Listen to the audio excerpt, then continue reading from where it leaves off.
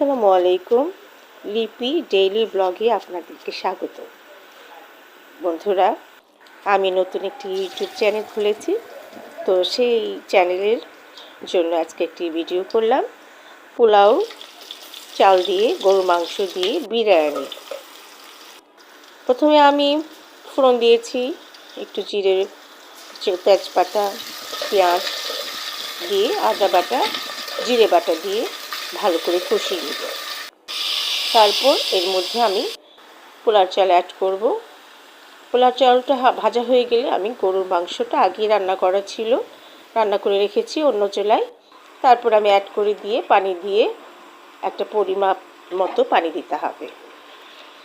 তো আমি হাতের কড়া দিয়ে মেপে পানি দিয়েছি 2 কড়া। এটা দিলেই পারফেক্ট হয়ে যায়। তো চালগুলো মাংসের সাথে ভালো করে মিশ্রণ করে ফেলেছি, করে এই হচ্ছে আমার বিরিয়ানি রান্না।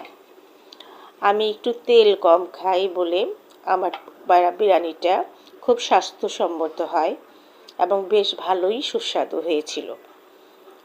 তো এখন আমি বিরিয়ানি আমার রান্না কমপ্লিট। এর উপর বেরেস্তা ঘি দিয়ে নামিয়ে নেব। সবাইকে